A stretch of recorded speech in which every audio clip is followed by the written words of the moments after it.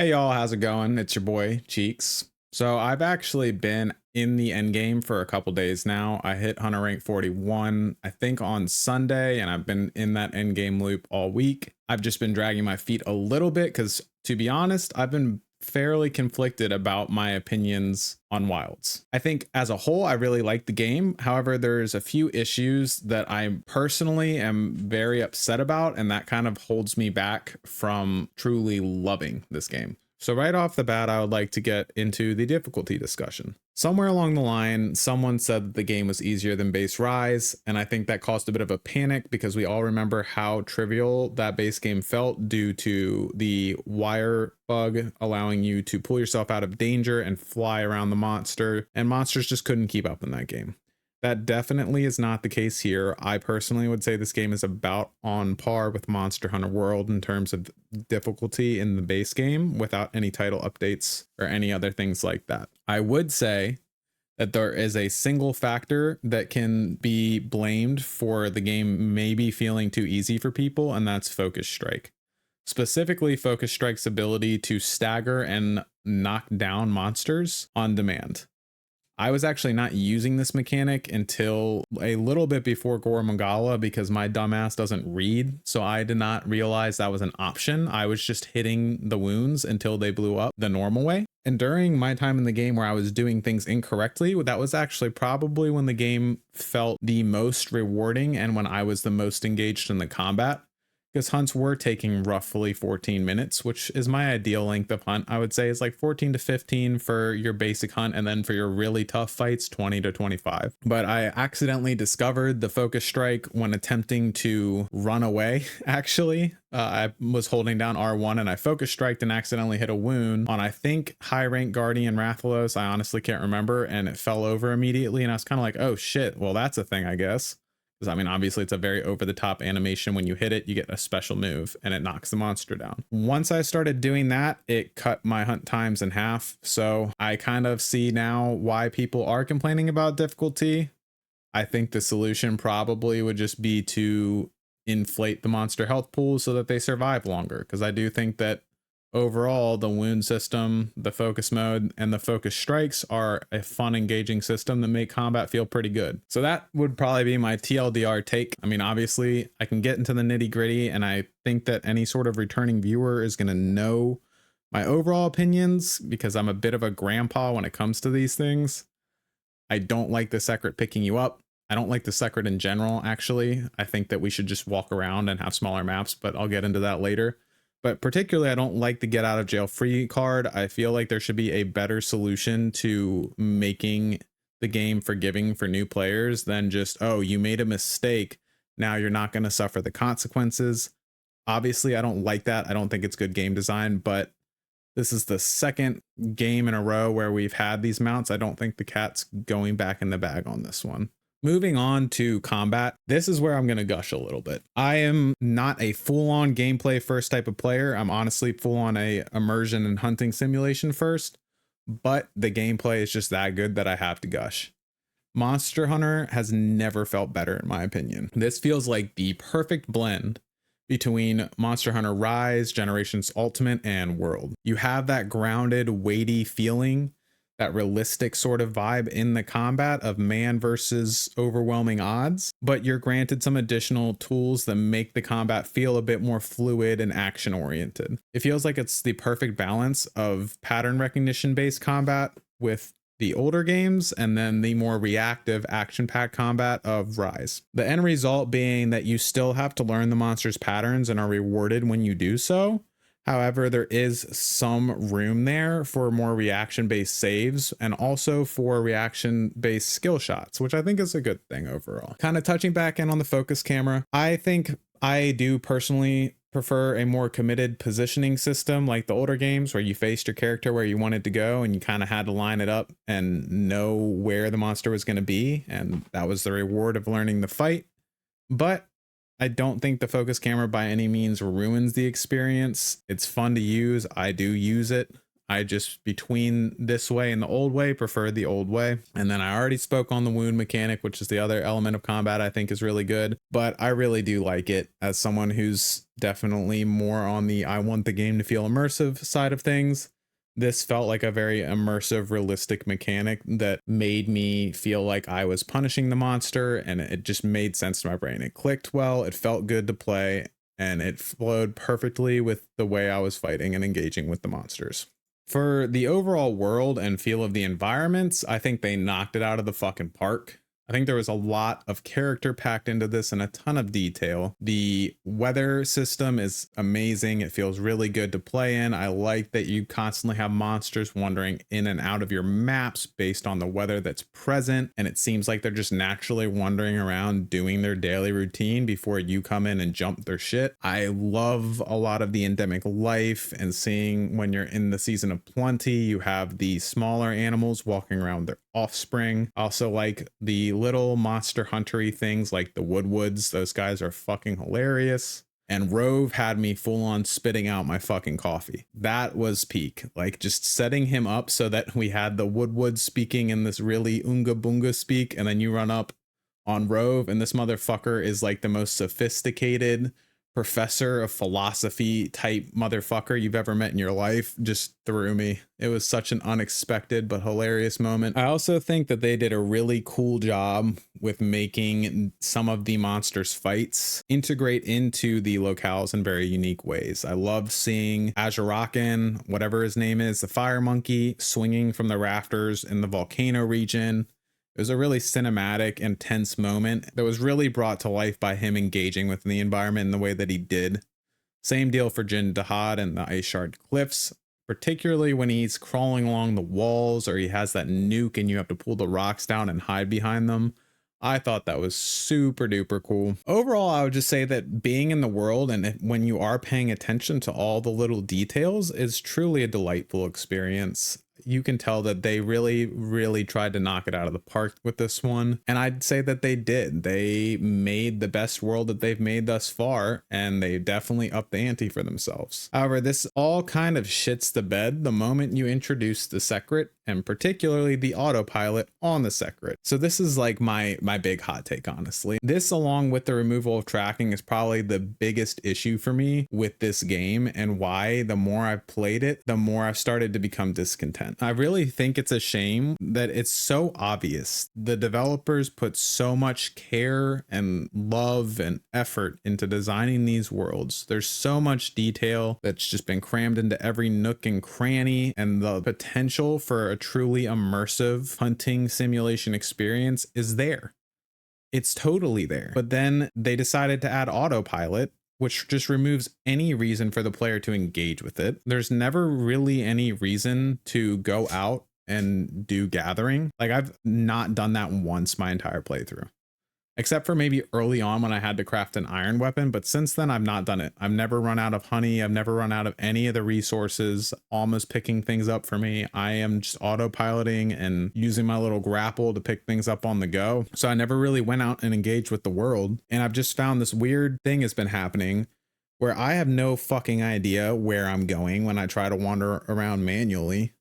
The only things I recognize is, oh, this is the second place that Lala Barina typically goes when I'm fighting her. Oh, this is where I fight Gore. And like just the arenas and the settings where the monsters move to and you actually fight them. But in terms of getting from point A to point B, I have no fucking clue what's going on. I don't know where the honey's located at. I don't know the best place to go get ore.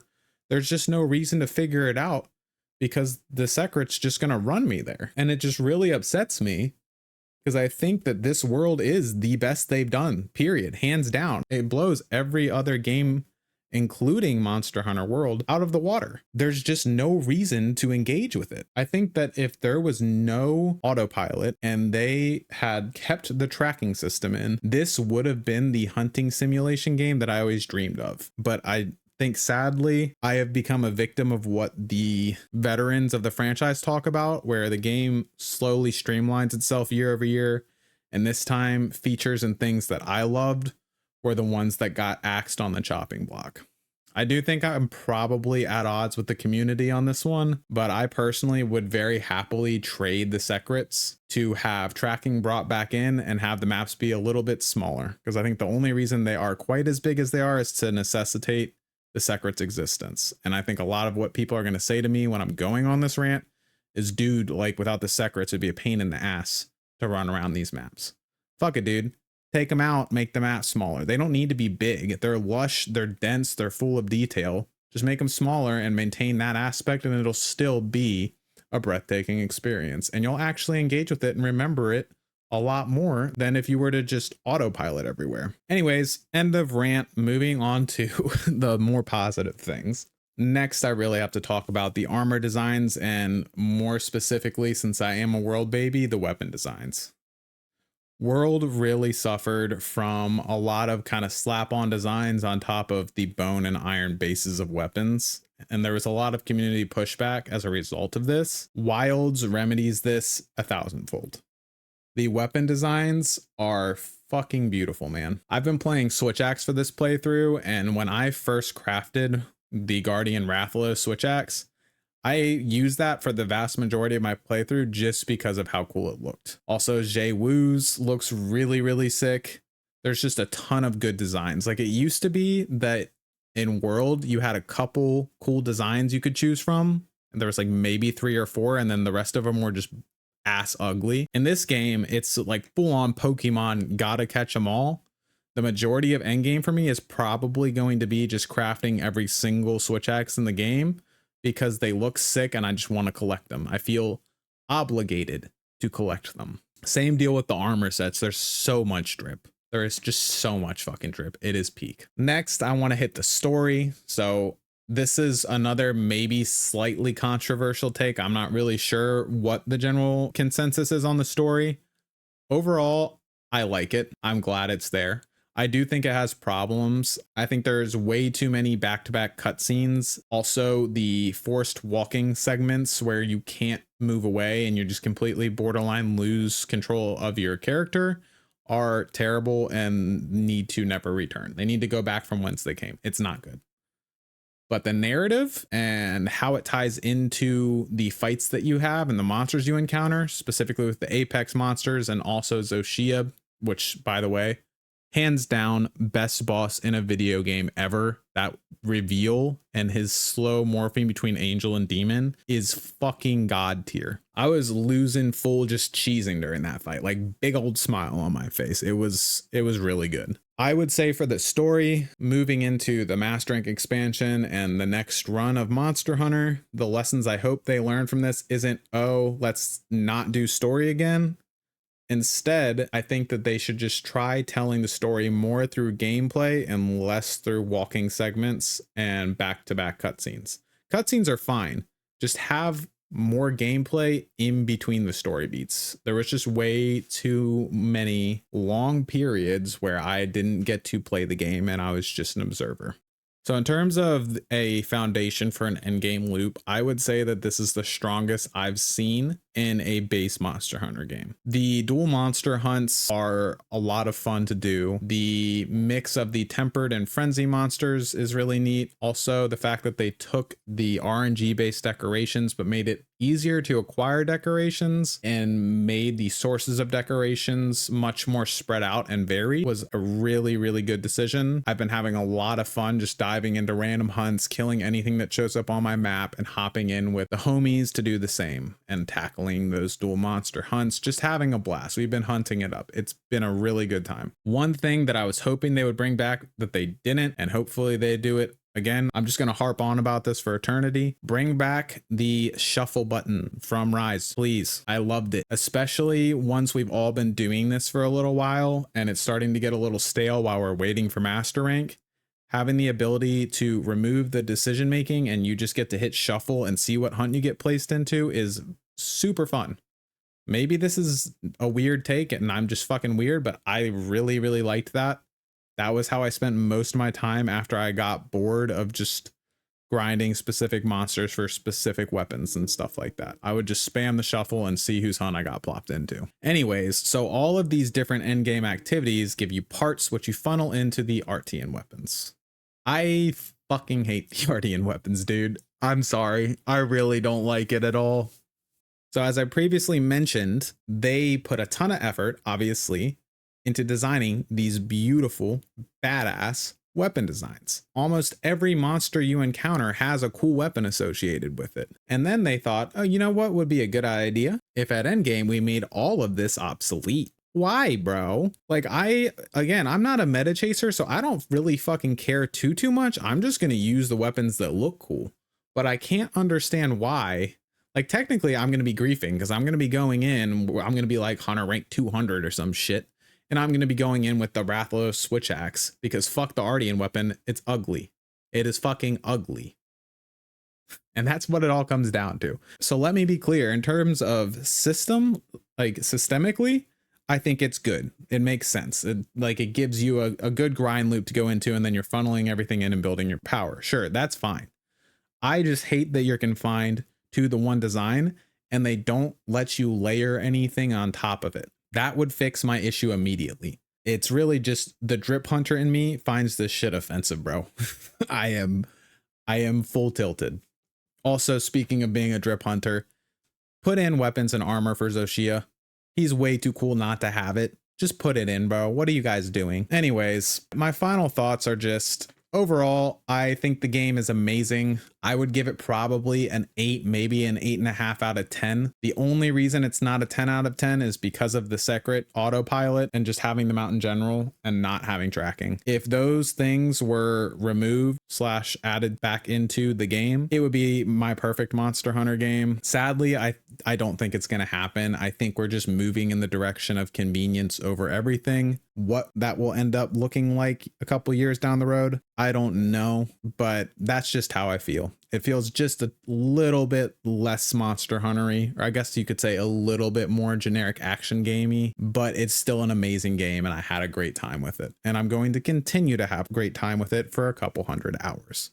I think they've built a super solid foundation that's only going to get better the more they add to it. Right now, the roster's a little small for the end game loop. I think we have like 29 monsters is how many the roster is looking like. But the system that they've put in place is only going to get more enjoyable and more fun the more 7 and 8 star monsters that they add to it. So I think that the longevity of this game is going to be really solid because, again, the more they add, the better it gets. That is everything from me. I would love to hear what you guys think. Also, I'm particularly interested in terms of the difficulty conversation. If this is anyone's first Monster Hunter game, you guys are the ones I'm super curious about because you guys are the ones I think the difficulties should be contextualized around.